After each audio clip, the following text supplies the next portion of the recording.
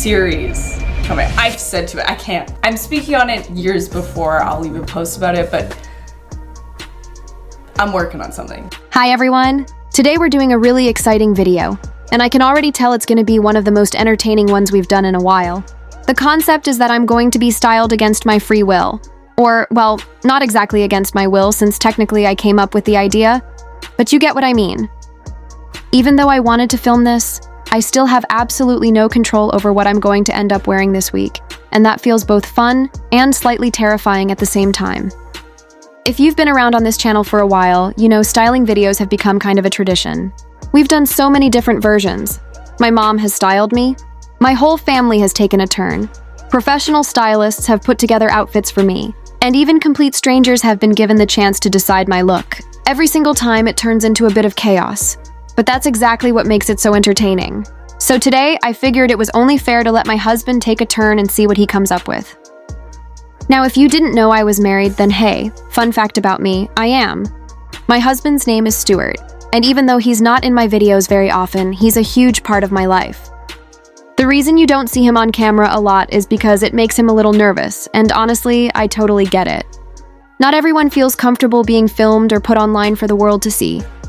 But for this video, he agreed to step outside of his comfort zone and take full control of styling me. And I am both grateful and slightly nervous about what that means. And I have to say this now. Please be kind to him in the comments. If anyone's rude, I won't hesitate to take the video down. I'd rather protect him than keep a video up. So consider this your gentle reminder to be nice. What Stuart doesn't know is that I have a little twist planned as well. While he's busy picking out outfits for me, I've secretly put together one outfit for him too. So if you stay until the end of the video, you'll get to see me styling him, which honestly might be even funnier than the rest of the video. But aside from that little surprise, he has complete free reign to do whatever he wants with my wardrobe this week. The only guideline I gave him was to try to thrift most of the pieces, just because I wanted the challenge to feel a little more sustainable and creative rather than just buying everything brand new. So with all that said, I truly have no idea what's about to happen. I don't know if he's going to play it safe with outfits he thinks I'll actually wear, or if he's going to go completely wild and put me in looks I would never choose for myself. Either way, it's going to be hilarious to see what his vision of style for me really is. And with that, let's jump right into the first look. I'll admit, this one is the outfit I'm most hesitant about. It's an all-brown ensemble, and I'm not sure how I feel about it yet. So this first outfit is definitely out of season. That's for sure. But honestly, that's okay. Living in Canada, it's never too hard to find a chilly day where something a little warmer feels totally appropriate, even if the calendar says otherwise. When Stuart told me how he came up with this look, I couldn't help but laugh. He admitted he had no idea how to style me, so he literally just went to Pinterest, typed in outfits, and then did his best to recreate something based on whatever popped up first. The result? An ensemble that's basically every shade of brown you can imagine, and I mean literally head to toe brown. But here's the thing, I actually love brown, so I wasn't mad about it.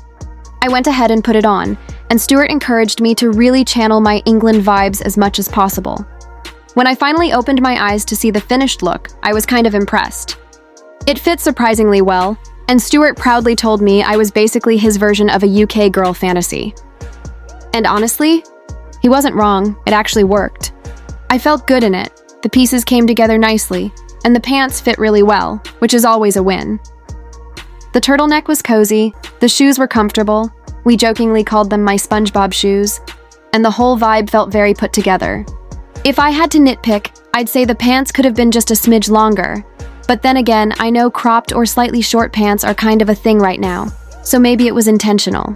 Plus, when you thrift most of your pieces, finding the exact right length can be a challenge, especially for me since pants are often too short. Speaking of thrifting, this outfit was practically the definition of a thread-up outfit. Though, at this point in filming, it wasn't even supposed to be a sponsorship. That's the funny part. I had originally asked Stuart to thrift as much as he could, just to make this whole styling challenge more sustainable. But as I was filming, I realized it would actually be the perfect opportunity for an organic thread-up integration. So I reached out, told them about the concept, and they ended up sponsoring the video, which was such a perfect fit. So, huge thank you to thredup for sponsoring this video.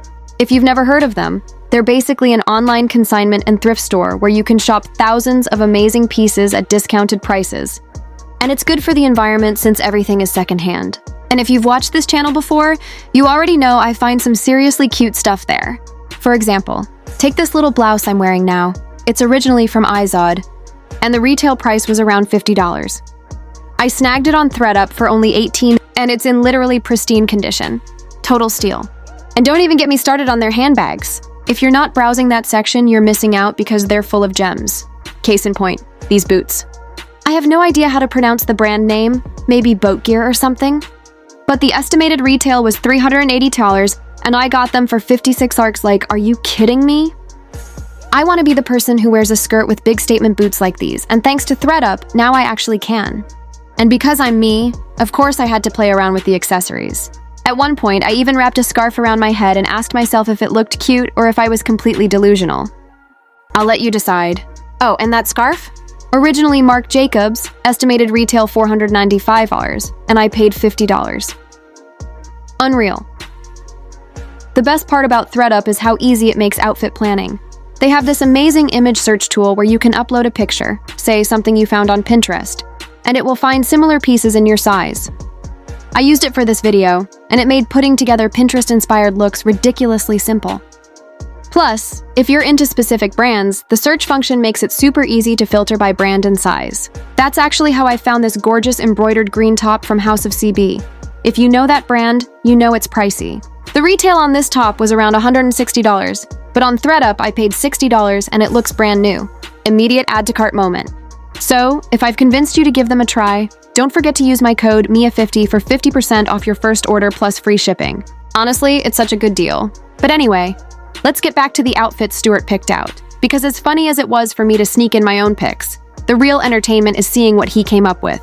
When I wore this particular outfit out, I ended up giving it a 9 out of 10. Pretty high, right? The only real issue was the pants length again. We tried cuffing them to see if that helped, but it only made them look shorter, and suddenly I went from chic Pinterest girl to full-on Hobbit cosplay. I'm not even exaggerating. Stuart literally dressed me like a hobbit, and I kind of loved it. The turtleneck and dark academia vibes were giving, though. When I tried it on in the studio, I felt like I belonged in some cozy, intellectual, bookish aesthetic mood board. And speaking of the studio, every time I say that word, I can't help but think of this old America's Got Talent audition my family watched together like 15 years ago. There was this woman who sang a song where she kept repeating, "Studio, studio, I'll be in my studio," and for some reason, it stuck with me forever. Now, every time I'm filming, I can't stop myself from jokingly singing, "in the studio." Anyway, what was I saying? Oh yeah, the outfit. It honestly felt great at home when I was trying it on, but when I stepped outside, it didn't feel quite the same. Still points for effort and creativity. Still points for effort and creativity. So we are back, and if you enjoyed this video, much more to come. There is a huge renovation series. When I actually left the house in this outfit, that's when reality set in. I suddenly felt very dressed up. And I don't know if this is just a Canada thing, but honestly, people here are pretty casual in their day-to-day style. It's very much jeans, a t-shirt, maybe a hoodie if it's chilly. So stepping out in a carefully layered turtleneck, statement jewelry, and these big, chunky, SpongeBob-looking shoes made me feel like I was about to attend some kind of Fashion Week event in a world where everyone else was running errands in sweats. Don't get me wrong, I knew the outfit looked good. I could acknowledge that Stuart really pulled it together. The design was thoughtful, the pieces coordinated beautifully, and it had that polished, Pinterest-inspired energy. But despite all of that, I just didn't feel 100% comfortable in it because I stood out so much. I felt overdressed for the occasion, like I needed a specific event to wear this to, and all I had planned was a casual day out. On top of that, it was summer. And while it wasn't unbearably hot, only about 22 degrees, it was still warm enough that wearing a turtleneck outside wasn't the most practical choice. I wasn't melting, but I was definitely aware of how much I was sweating compared to everyone else in their tank tops. But if you know me, you know I'll never turn down a good turtleneck. It's my weakness. Still, I needed something to ground me and bring back a sense of comfort, so I took myself to the one place guaranteed to do that: Olive Garden. And no, this is not sponsored by Olive Garden, but honestly, maybe it should be, because their bottomless soup and salad is my favorite lunch of all time. Endless bowls of chicken gnocchi soup and minestrone, back to back, until I'm practically rolling out of the restaurant. That's my love language. And in that moment, wearing an overdressed outfit in the middle of summer, Olive Garden was exactly the comfort I needed. If I had to rate the outfit, I'd give it a solid 7 out of 10. I genuinely liked it, and it was styled really well, but I just didn't have the right occasion to wear it. Plus, the pants being a little too short was a constant distraction for me. There was a lot of exposed ankle happening, and it made me feel slightly unfinished. So yes, Stuart did a great job, but let's not ignore the fact that this man made me wear a turtleneck in the middle of summer. That alone deserves some side-eye. Music transition. Next up was the athletic theme. When Stuart first mentioned it, I thought, okay, athletic probably means boring. I was picturing generic leggings, maybe a sports bra or hoodie, nothing too special. But Stuart surprised me because he decided to go in a hiking direction instead, which immediately felt more fun. And here's where it gets interesting. As soon as he revealed the outfit, I noticed a certain pair of shoes, brand new shoes. My jaw actually dropped, and I had that meme moment of, the woman was too stunned to speak. They were trail runners, practical, sturdy, and genuinely really cute. I loved the green accents, and the fact that he actually thought through the outfit enough to include footwear that made sense for hiking was kind of impressive. He paired the shoes with a graphic t-shirt, a hat I had accidentally seen before because I opened the package thinking it was mine, and these big pleated shorts. Now, here's the thing about the shorts. Typically, I avoid colors close to my skin tone because I'm hyper aware of that weird illusion where it might look from afar like you're not wearing pants. But Stuart insisted no one would actually think that, and I have to admit, they had a nice shape. Very zookeeper vibes, very practical, and very different from what I normally reach for. I liked that he was trying to match the earthy tones of the shorts with the shirt, and while it wasn't a perfect color combo, I appreciated the effort. Realistically though, I knew I would get a ton of wear out of the individual pieces. The shoes were an instant win. They're something I'll definitely keep using for actual hikes and casual outdoor days. The shirt is versatile, the hat is cute, and even though I wasn't totally sold on the shorts, they were comfortable. Plus, apparently he had backup pieces waiting in case I didn't like them. He literally had a second pair of shorts and even another shirt ready to go. I asked why he put everything on hangers, and we had this whole funny moment where I teased him about how he stores clothes in a way that makes them lose their shape. He's so serious about presenting outfits like it's a fashion show, and I kind of love that about him. In the end, I'd give this hiking outfit a 7. 5 out of 10. It was safe, but in a good way. Nothing about it blew me away, but nothing was bad either. And the shoes? Absolute 10 out of 10. No question. They were the highlight of the entire look, and honestly, Stuart might have accidentally set me up with my new favorite hiking shoes. Yeah, I've got to agree with Stuart here and give that athletic look a 7. 5 as well. It was good, it was safe, but you can't give out perfect scores when someone's playing it safe. You've got to leave a little room for risk-taking. Now forget everything Stuart said about me taking that outfit on a hike because instead, I decided we were going to a trampoline park. Which, to be fair, is basically the same thing. I mean, Stuart said athletic outfit, and I would argue that jumping on a trampoline as an adult is one of the most athletic and painful things you can possibly do. When I was a kid, I could bounce for hours without a single ache. But as an adult? The second I tried to do a bum drop at the trampoline park, I genuinely thought my spine was going to eject out of my back. It hurt so bad. And as if that wasn't embarrassing enough, when we were filming, I accidentally found myself bouncing perfectly in rhythm with the background music. Like, completely unplanned. Suddenly, I was unintentionally doing a trampoline dance routine. Music. That said, this ended up being one of my favorite outfits from the whole video. It was just so comfortable. I didn't have to overthink it, I didn't feel overdressed, and everything fit really nicely. The shirt was soft and a color I liked, the shorts were flattering and easy to move in, and the shoes, oh my gosh, the shoes, were probably the highlight. They were one of the only pieces Stuart picked that wasn't thrifted, but I've been wearing them non-stop since. They've got great grip, they're comfortable enough to wear all day, and they look cute, which isn't always the case with athletic shoes. So shout out to Stuart. He really nailed that one. Music transition. Next up, We had the date day outfit, and this one was special. First of all, props to Stuart for actually raiding my jewelry collection and picking out pieces to go with it. He paired some earrings with a ruffled top, a cozy knit sweater, and this patterned skirt that, well, let's just say it could have used a good ironing. I literally told him the day before to iron everything, and he was like, "Nah, it's fine. Nothing needs ironing." And then I pull out this skirt, and it's covered in wrinkles, but I will admit, it was still cute. When I put it on, I really liked it. The ruffle neck top was adorable, kind of like a turtleneck's playful cousin. I loved the sleeves, I loved the neckline, and the skirt had this unique fleece-like fabric that weirdly reminded me of our bed sheets. It was cozy and soft, but still looked dressed up. I'd give this one a 10 out of 10 for style. My only personal critique is that everything was in light tones, which I don't usually do because, let's be honest, I'm a bit of a messy girl. Give me 5 minutes and I'll have spilled something. And sure enough, 2 seconds later, I managed to test that theory. Classic me. Me. But overall, the look was adorable. The little green circle bag was a fun addition, even though it was comically small. I played a whole game of what can I fit in this bag. And spoiler alert, basically nothing. Not even my EpiPen.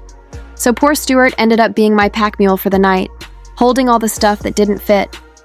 But he made up for it, because not only did he style this look, he actually booked us a date at my absolute favorite restaurant. If you know me, you know I lose my mind for fondue. Melted cheese, melted chocolate, it's heaven. I can't even think about it right now without my stomach growling. Lunch is like 20 minutes away, so let's just move on before I get too distracted. The only downside to the date outfit? I had fallen earlier in the week at the trampoline park, and my knee was totally scuffed up. So here I am, trying to look all cute and romantic in a short skirt, with this very visible skid mark on my knee. Not exactly the Pinterest-worthy vibe I was going for. But hey, you win some, you lose some. Honestly, the top alone made up for it. That slate gray ruffle neck shirt was such an incredible find, and I don't own a lot of things in that color.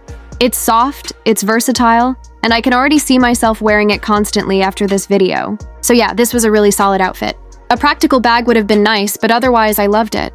And the fact that Stuart not only styled it, but also planned a date night around it, that definitely makes it one of my favorites from the week. Music transition. Next was the casual outfit. Now Stuart went with a classic, jeans and a top. He added jewelry again, because apparently this was his week of Deck Mia out in accessories. And honestly, the pieces worked well together. When I turned around and saw the pants, though, I noticed something funny. They had this slit on the sides that I hadn't realized before, and instead of being the baggy jeans I was expecting, they were actually more of a slim fit. But they still looked good. The green top was a great color choice, green always works for me, and the jeans were miraculously long enough, which is a rare and glorious thing. I gave this outfit an 8.5 out of 10. It was cute, it fit well, and it was casual in a way I could realistically wear. My only hesitation? Jeans. I don't wear jeans often, and when I do, they have to be very loose. These weren't bad, but as the day went on, they started to feel tighter and tighter. Every time I got too full from eating or just sitting around, I looked at Stuart with that silent, "Why did you do this to me?" glare. You know the one. Still, it was a good look. We wore it on a slightly dreary, cooler day, which was perfect since it was a long sleeve with jeans. Although dreary weather meant mosquitoes, and of course they swarmed poor Chip while we were filming outside. Playing with Chip is always the highlight of my day, though. He's the sweetest dog and brings so much joy to our lives, so I didn't even mind. It was a simple outfit, but the jewelry elevated it, and considering Stuart thrifted 95% of everything, I was impressed. Thrifting outfits is way harder than just going to a store and buying new, so he really pulled it off. Music transition. And finally, we had the big one, the wedding outfit. We picked this theme because we actually have a few weddings to attend this year, so it felt fitting. Stuart first handed me a pair of shoes and then revealed a dress I already owned. Yep. He literally pulled out my House of CB dress from a past video. His reasoning? He had tried finding something similar on ThredUp, couldn't, so he reverse